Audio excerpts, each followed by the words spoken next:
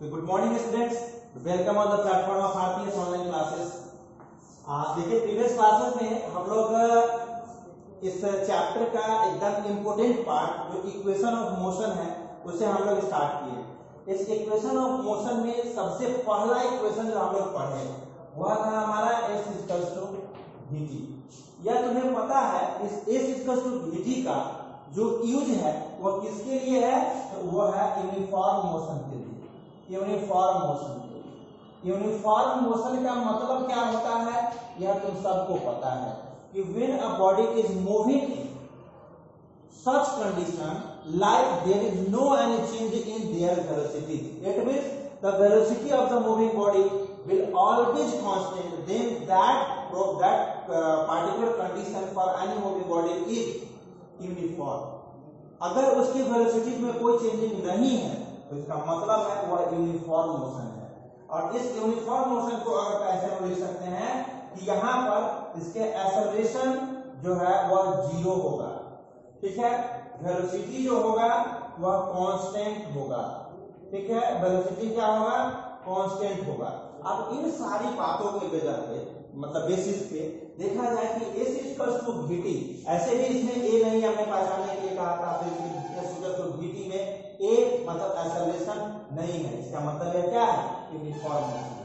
अब आइए अगर इसके ग्राफ की बात करते हैं, क्योंकि ग्राफिकल रिप्रेजेंटेशन तो होता ही है। इस ग्राफ का हम लोग ऑलरेडी पढ़े थे कि इक्वेशन ऑफ मोशन का जो मेथड है, मेरा मतलब है जो इसका मेथड मतलब अप्रोच है इक्वेशन को फाइंड आउट करने के लिए, उसका पहला हमारा आ जाता है मैथमेटिकल अप्रोच और दूसरा आ जाता है graphical approach.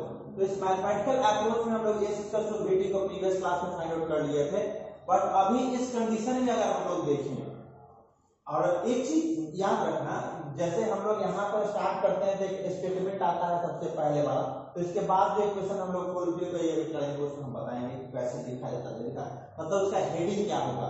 Late a body is moving with velocity v and in time t cover the total distance s, then the speed is defined as, okay, ऐसा करके इस इक्वेशन को फाइंड आउट करते हैं। तो यहाँ पर देखिए S इक्वल टू vt, अगर इस दिए गए डाटा से ग्राफ ड्रॉ किया जाए तो टाइम इस तरफ डिनोट करते हैं, ठीक है, और वेलोसिटी इस तरफ डिनोट करते हैं ऐसे, ठीक है। और मान लेते हैं इसका ग्राफ इस टाइप से है, तो अगर यूनिफॉर्म मोशन होगा, उसकी वेलोसिटी कहीं चेंजिंग नहीं होगी, तो 100% the graph of velocity versus time will be parallel to the time axis. अगर यह जो यूनिफॉर्म मोशन होगा तो velocity versus time graph x axis के मतलब टाइम एक्सिस के पैरेलल हो जाएगा। और हम यह बताते हैं कि इस कंडीशन में अगर हमको इस मूविंग बॉडी का टोटल डिस्टेंस फाइंड आउट करना हो तो कैसे फाइंड आउट करेंगे? तो उसमें कहते हैं कि the area of the shaded region, यहाँ पर हम लोग शेडेड बना देते हैं तो पता चलेगा कहां से किसका एरिया लेना है। The area of the shaded region will give the total distance covered by moving a body which moves with uniform velocity, equal velocity, constant velocity. अब यहां पर उसके डिस्टेंस की बात करेंगे तो डिस्टेंस इक्वल्स टू हो जाएगा area of rectangle O A B and C, rectangle O A B and C, ठीक है। उसकी एरिया यहां पर क्या लिख सकते हैं? देखिए यहाँ पर ये रेक्टेंगल का जो एरिया होता है वो क्या होता है? L क्रॉस B होता है। L क्रॉस B होता है। देखिए ये इसका L हुआ लंबाई, हुआ इसका चौड़ाई। तो यहाँ पर तुम कर सकते हो उसका V इंटू P, तो S इक्वल्स टू V। ये हमारा यूनिफॉर्म मोशन के लिए ये इक्वेशन हो सकता है, ठीक है। कोई दिक्कत नहीं होना चाहिए इसके इस अप्रोच को समझ करके, क्योंकि क्वेश्चन में हम लोग देखेंगे आगे इस तरीका का कंडीशन अगर था। वही डिस्टेंस वर्सेस टाइम अगर देखा जाए तो उसका ग्राफ कैसा होता है? डिस्टेंस वर्सेस टाइम अगर देखा जाए तो उसका ग्राफ कुछ इस तरीका से हो जाता है, टाइम के 2 मिनट में 5 मीटर, 5 मिनट में 10 मीटर, इस तरीका से ग्राफ हम लोग ड्रॉ करते जाते हैं। अब आइए दूसरे इक्वेशंस पे, क्योंकि उस समय हम लोग जो लिखे थे उसमें और भी इक्वेशन थे, उन इक्वेशंस पे आइए।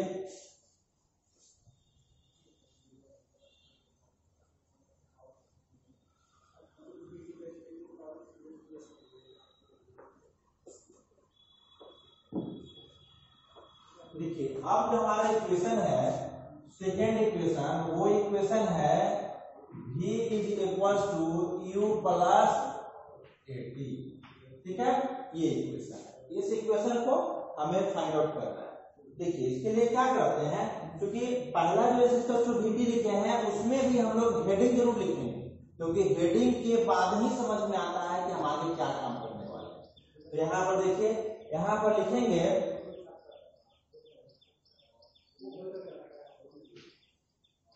let body starts,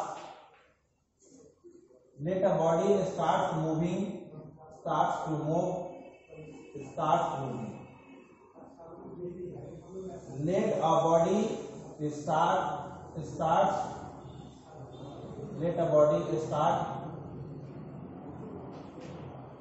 moving with initial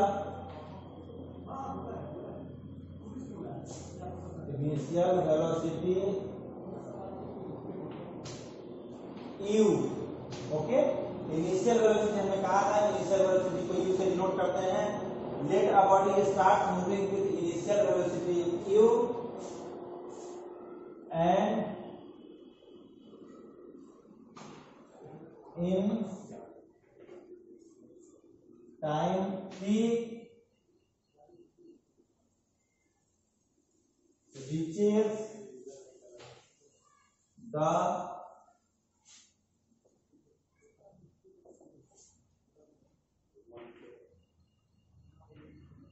final velocity v। Let a body start moving with initial velocity u and in time t reaches the final velocity v. Then the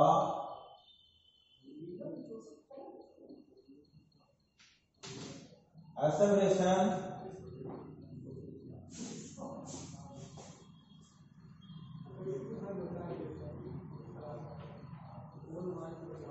during this journey is defined as, कैसे define होता है ये,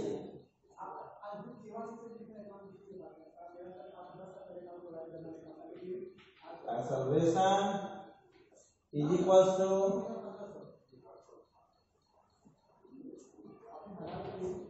change in velocity per unit time. ठीक है, इस तरीके से हम उसको डिफाइन करते हैं।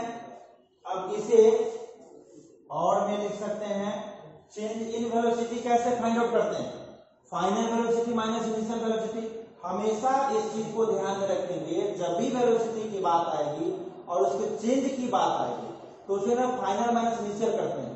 जैसे in the beginning of the journey, if you have 10 rupees and you got 50 rupees from your parents। अगर तुम्हारे पास कभी किसी जर्नी के लिए निकल रहे हैं, तुम्हारे पास पहले से 10 रुपीज है, तुम्हारे पेरेंट्स ना 50 रुपीज तुम्हें दे देते हैं, तो तुम्हारे पास टोटल रुपीज कितने हो जाएंगे, 60 रुपीज हो जाएंगे। अब पूछा जाए कि चेंज कितने का आया है, तो 60 रुपीज अभी है, 10 रुपए पहले से था, 60 माइनस 10 करेंगे तो 50 का चेंज आएगा। उसी तरीका से यहाँ जो है हमें क्या करना होगा, final velocity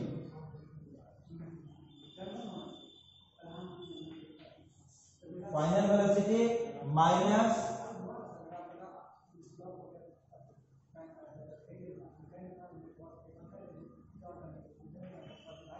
initial velocity divided by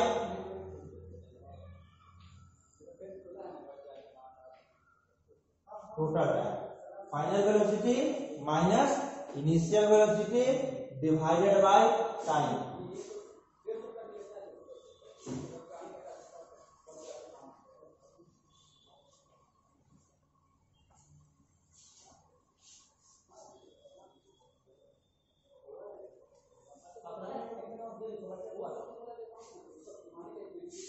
अब इसको कैसे लिखेंगे? एक्सेलरेशन को तुम्हें पता है किस चीज से डिनोट करते हैं? ए से डिनोट करते हैं। Is equals to final velocity, final velocity को बी से डिनोट करते हैं, माइनस इनिशियल वेलोसिटी को यू से डिनोट करते हैं, एंड डिवाइडेड बाय टी। अब यह टी इधर डिवीजन में है, इधर आएगा तो क्या होगा? मल्टीप्लाई में हो जाएगा। तो a t is equals to v minus u, u इधर नेगेटिव है, इधर आएगा तो पॉजिटिव, मतलब इधर सब्ट्रैक्शन में, इधर आएगा तो एडिशन में हो जाएगा। तो u plus a t is equals to v, और इसी को रीअरेंज कर दीजिए, v is equals to u plus a t. देख रहे हैं? v is equals to u plus a t, यह हमारा इक्वेशन आ गया। सेकेंड इक्वेशन को भी हम लोगों ने ऑब्टेन कर लिया।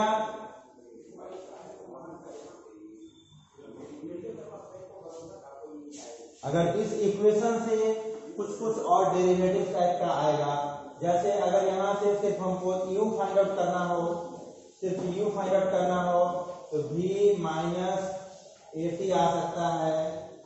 अगर हम लोगों को टाइम फाइंड आउट करना हो तो t is equals to v minus u by a कर देंगे। इस तरीका से इस इक्वेशन का हम लोग न्यूमेरिकल अप्रोच में डायरेक्ट इसका यूज हम लोग कर सकते हैं। समझ में आ रहा है? अब इस इक्वेशन का यूज कहाँ होगा? यह देखो, यहाँ से एक चीज दिख रहा है ए मतलब इसमें एक्सेलरेशन है, एक्सेलरेशन है मतलब यह कांस्टेंट नहीं होगा, इसकी वेलोसिटी वह चेंज होता रहेगा। तो किस टाइप का? यूनिफॉर्म मोशन होगा? नहीं, नॉन यूनिफॉर्म मोशन होगा, नॉन यूनिफॉर्म। अब इस नॉन यूनिफॉर्म मोशन जब है तो इसमें एक्सेलरेशन आएंगे हर एक पॉइंट पे। इसके अगर ग्राफ की बात करें तो वो स्ट्रेट लाइन कंडीशन नहीं देगा, कहीं पर रिटार्डिंग हो सकता है। अगर नेगेटिव जिस वक्त ब्रेकिंग का कंडीशन होता है, ब्रेक लगा रहे होते हैं, उस वक्त गाड़ी का फाइनल वेलोसिटी कम हो जाता है, इनिशियल वेलोसिटी ज्यादा रहता है, उसका ग्राफ क्या आएगा? उसको करेगा रिटार्डेशन। तो चलिए आज के क्लास के लिए इतना ही। नेक्स्ट क्लास में हम लोग इस UT plus half A T square को प्रूव करेंगे, इतना करके, और जो अभी तक 2 इक्वेशन पढ़े हैं उसको रिवाइज करेंगे। Okay, thank you.